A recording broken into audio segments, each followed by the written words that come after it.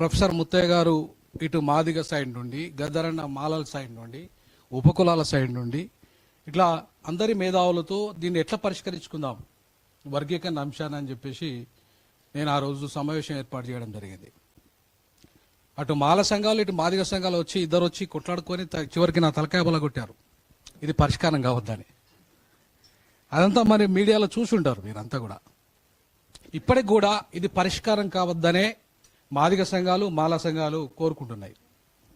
దయచేసి నేను చాలా వాస్తవాలు మాట్లాడతా. సత్యాన్ని సత్యంగాను అసత్యాన్ని అసత్యంగాను చెప్పమని చెప్పాడు బుద్ధుడు. బాబాసాహెబ్ అంబేద్కర్ కూడా ఆ మార్గంలోనే పయనించాడు.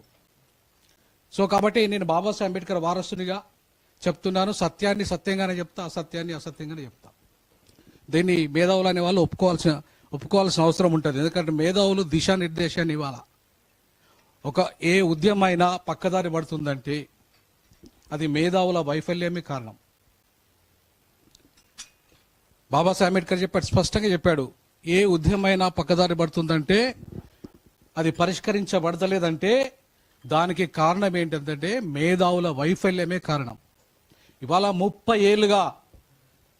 ఏళ్ళుగా చిన్న సమస్య, అతి చిన్న సమస్య, నా దృష్టిలో అసలు ఈ సమస్య కాదు, మా దళితులలో ఇది సమస్య కాదు. ప్రైవేటీకరణ 99% అయిపోయింది. ఇప్పుడు దాదాపుగా ప్రొఫెసర్ హరగోపాల్ గారు ప్రైవేటీకరణ మీద అద్భుతంగా గంటలు మాట్లాడతారు. 95% ఇప్పటికే ప్రైవేటీకరణ అయిన క్రమంలో కేవలం ప్రభుత్వ ఉద్యోగాలు 5% మాత్రమే ఉన్నాయి. ఆ 5% ఉద్యోగాల కోసం అందులో 30 ఏళ్ళ పోరాటమా?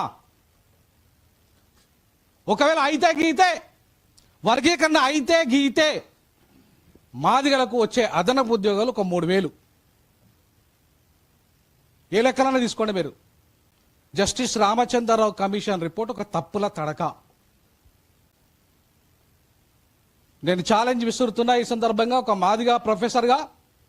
Yes, I will prove it. ఇది తప్పుల తడక అనేది.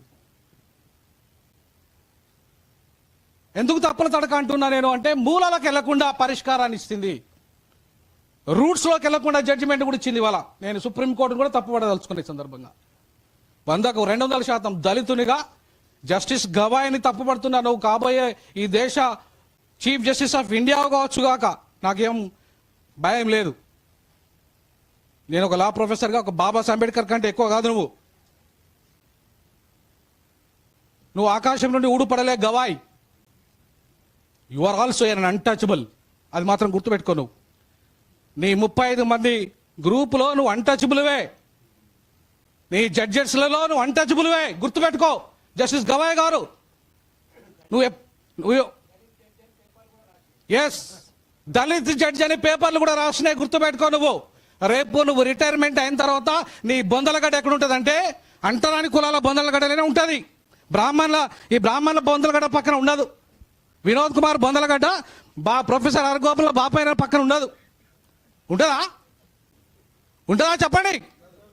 ఎక్కడుంటాయి మన బొందలగడ్డలు? ఊరవతల. మన ఇళ్ళు ఎక్కడ ఉంటాయి? ఊరవతల. మన బతుకులు ఎక్కడ ఉన్నాయి? ఊరవతల. ఇప్పటికీ ఉన్నాయండి. వినోద్ కుమార్ అనేవాడు వాలంటీర్ రిటైర్మెంట్ తీసుకున్న తర్వాత ఒక ఇల్లు కోసం అద్దెకపోతే పక్కకున్న ఒక రెడ్డోడు, నువ్వు మాదిగనివిరా, నీకు ఇల్లు అని అంటాడు. మొన్న జరిగిన విషయం నేను చెప్తున్నది. అలాగే రామ్నాథ్ కోవింద్ ఒక దళితుడు ఒక రాష్ట్రపతి హోదాలో దేవాలయంకి పోతే నీకు గర్భగుడిలోకి అనుమతి లేదురా, నువ్వు బయటనే ఉండి నమస్కారం పెట్టుకొని పొమ్మని చెప్పారు. అలాగే రాష్ట్రపతి ముర్ము ఒక ట్రైబల్ ఉమెన్, ఆమెకు సొంత పార్లమెంట్ 2 హౌసెస్ హెడ్, ఆమె రాజ్యసభకు లోకసభకు హెడ్ ఆమె. బట్ ఆమెకు ఆ భవనానికి ఓపెన్ చేసే అర్హత లేదు.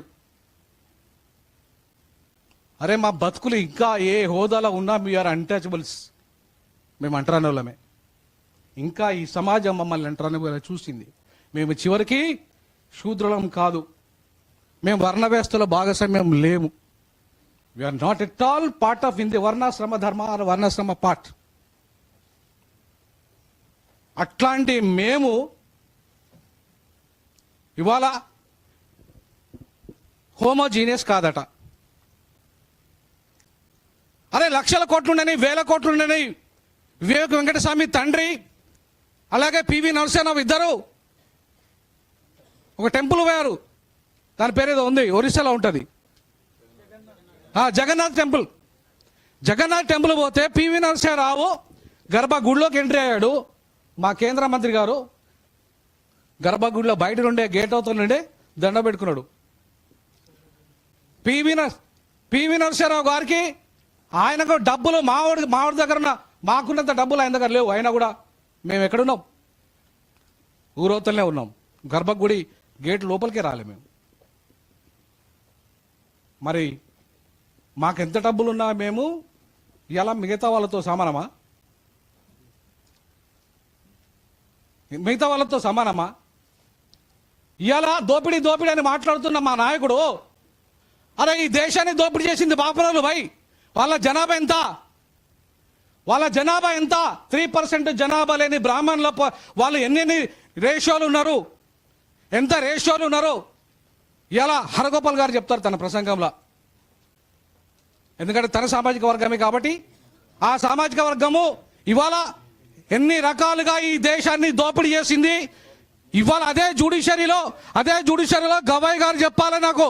నేను ఓపెన్ ఛాలెంజ్ చేస్తున్నాను, నన్ను జైల్లో పెట్టినా పర్వాలేదు. అదే జ్యుడిషియరీలో నువ్వు మొదట ఫస్ట్ వర్గీకరణ చేయమని చెప్తున్నా నేను. ఇదే జ్యుడిషియరీలో ఇప్పటిదాకా రూల్ ఆఫ్ రిజర్వేషన్స్ అమలు చేయమని చెప్పేసి మా వాళ్ళు ఎంత మొత్తుకున్నా సరే నీ జ్యుడిషియరీలో ఎందుకు రూల్ ఆఫ్ రిజర్వేషన్ అమలు చేయలేదు గవాయ్ గారు? మా దళితుని కాబట్టి నేను నిన్ను ప్రశ్నిస్తున్నా, వేరే వాళ్ళ గురించి కాదు. వేరే వాళ్ళు ఎట్లాగో అసలు కొలిజియం సిస్టమ్ అనేది మీ దగ్గర ఉందా? కొలిజియం సిస్టమ్ అనేది భారత రాజ్యాంగంలో ఎక్కడైనా పొందుపరిచారా? మీరెందుకు దాన్ని సపోర్ట్ చేశారు? మీరెందుకు నేషనల్ జ్యుడిషియల్ కమిషన్ వ్యతిరేకించారు? నేషనల్ జ్యుడిషియల్ కమిషన్ అపాయింట్మెంట్ చేస్తే బడుగు బలైన వర్గాలందరికీ కూడా పరీక్షల ద్వారా ప్రతిభావంతులైన వాళ్ళు బీసీ ఎస్సీ ఎస్టీలందరికీ కూడా ఇలా హైకోర్టులో సుప్రీంకోర్టులో అవకాశాలు వస్తాయి. దాన్ని మీరు ఎందుకు అపోజ్ చేయలేదు గవాయ్ గారు? మీకు సత్తా లేదా అది గవాయ్ గారు? సుప్రీంకోర్టు జడ్జి అయి ఉండి మీరు ఇది తప్పని చెప్పలేరా గవాయ్ గారు? ఇవాళ మేము మాట్లాడితే తప్పవుతుందా గవాయ్ గారు? రాజ్యాంగబద్ధంగా మేము మాట్లాడితే బాబాసాహెబ్ అంబేద్కర్ ఆలోచన విధానాన్ని మేము మాట్లాడితే తప్పవుతుందా గవాయ్ గారు? మేము మాట్లాడితే తప్పవుతుందా పిఎల్వి గారు? 100% చెప్తున్నాను, బాబాసాహెబ్ అంబేద్కర్ వారసులుగా మేము అంటరాని వాళ్ళుగా ఒక్కటే. అందరు మీడియా చెప్పండి, మేము అంటరాని వాళ్ళుగా ఒక్కటే. మేము వేరు కాదు. మేము కులాల వారిగా వేరు కావచ్చు, అంటరాని వాళ్ళుగా మేమంతా ఒక్కటే. అది సుప్రీంకోర్టు చెప్పినా మేము ఒప్పుకోం. That is homogeneous. We are not heterogeneous. We are not at all heterogeneous. మేము ఎంత సంపాదించినా మాకు పెద్ద సొంత విమానాలు ఉండని మేము ప్రెసిడెంట్ ఆఫ్ ఇండియా అయినా సరే we are untouchables. On that context we are homogeneous. అది సుప్రీంకోర్టు చెప్తేంది, ఇంకెవరు చెప్పినా సరే మేము ఒప్పుకోం. ఎట్టి పరిస్థితుల్లో ఒప్పుకోము. సుప్రీంకోర్టు ఆకాశం నుండి ఊడిపల్లే. దమ్ముంటే సుప్రీంకోర్టుకు నేను సవాల్ విసురుతున్నా మీడియా సందర్భంగా, మీరు కులాన్ని రద్దు చేయండి. మీరు కులాన్ని రద్దు చేయమని చెప్పి ఈ దేశ పార్లమెంటు మీరు నరేంద్ర మోడీకి వాళ్ళ ఈ ప్రభుత్వానికి ఆదేశాలు జారీ చేయండి, కులాన్ని రద్దు చేయమని. అంటరానితనం నిర్మూలన జరగదు. కులం రద్దయ్యేదాకా అంటరానితనం నిర్మూలన జరగదు. మీకు నిజంగానే చిత్తశుద్ధి ఉంటే, ప్రేమ ఉంటే ఈ దేశంలో కులాన్ని రద్దు చేసే దమ్ము సుప్రీంకోర్టుకు ఉందా, లేదంటే నరేంద్ర మోడీ ప్రభుత్వానికి ఉందా? మాట్లాడండి, రద్దు చేసి మాట్లాడండి. అప్పుడు మేము ఒప్పుకుంటాం మేము హోమోజీనియస్ అని. ఎందుకంటే మా దగ్గర అంటరానితనం అప్పుడు ఉండదు. కులం రద్దు అయిన తర్వాత మాకు అంటరానితనము ఉండదు. సో మీరు కులాన్ని రద్దు చేసిన తర్వాత మీరు హోమోజీనియస్ అని మీరు జడ్జిమెంట్ చేయండి, మేము ఒప్పుకుంటాం. దాన్ని ఒప్పుకుంటాం.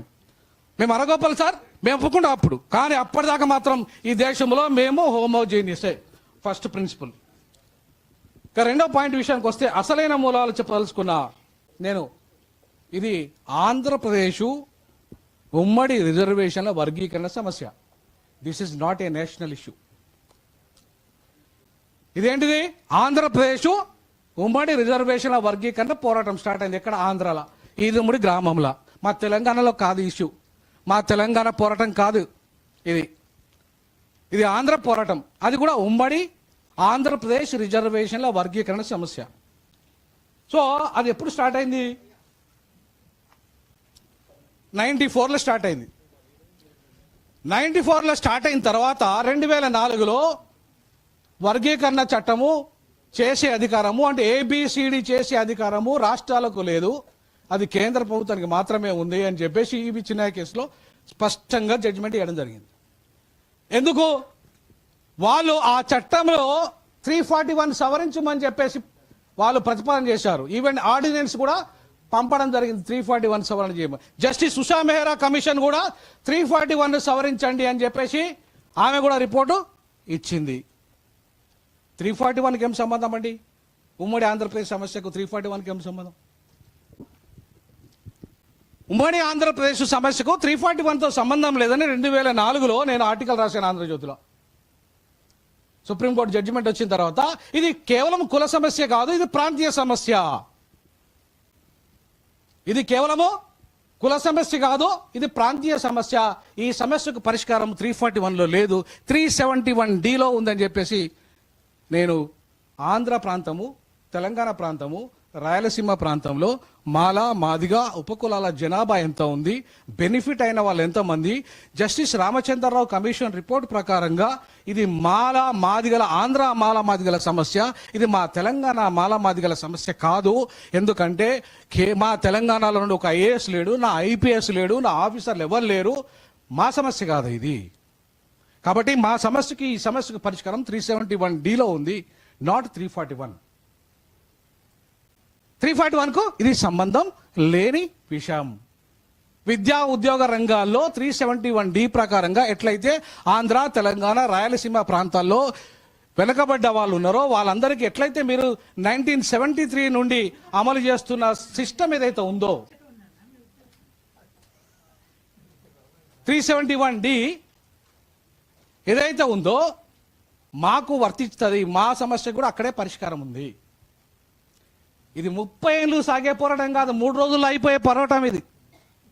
ఇది 3 రోజుల్లో పరిష్కారం అయ్యే సమస్య ఇది. సార్ ఒక్క నిమిషం, కొంచెం ఇది ఒక 5 minutes. ఇది 30 ఏళ్ళ పోరాటం కాదు. అసలు 30 ఏళ్ళ పోరాటం అనేది వృధా, అది పనికిరాని పోరాటం అంటున్నాను నేనైతే.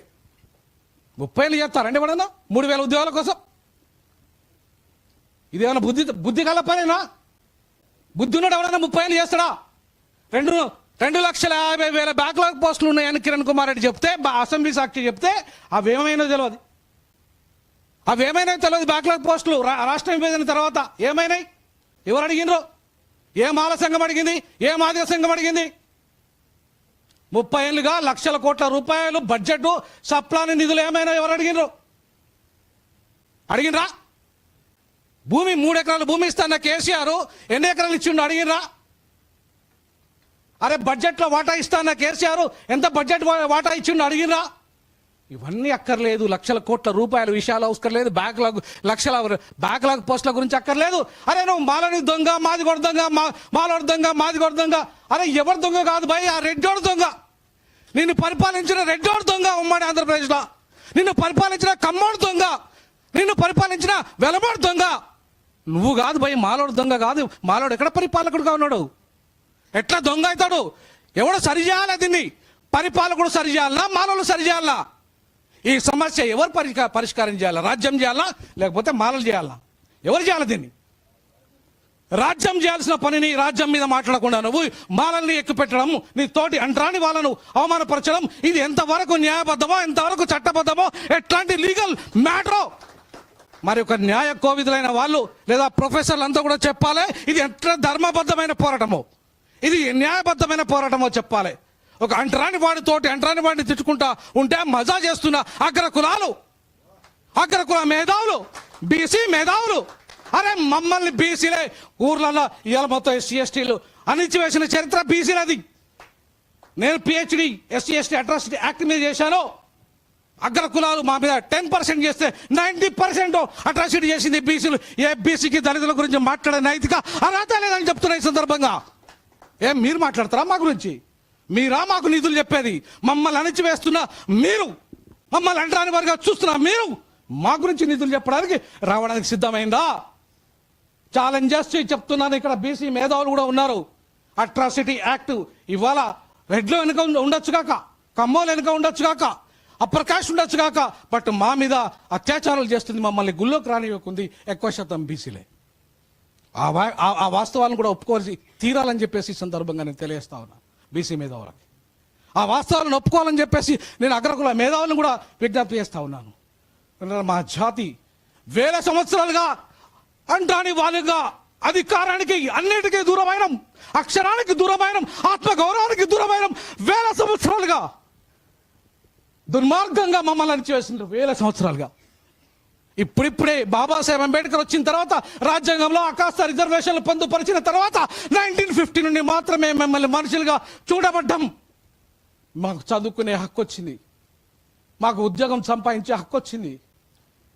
వేల సంవత్సరాలుగా అనుభవించిన బ్రాహ్మణులు వచ్చి నీతులు చెప్తారా మాకు? మమ్మల్ని అధికారానికి, ఆత్మగౌరవానికి, చదువుకు, విద్యకు అన్నిటికీ దూరం చేసిన బ్రాహ్మణ సామాజిక వర్గం ఇవాళ నీతులు చెప్తారట మాకు. మేము వినాలట.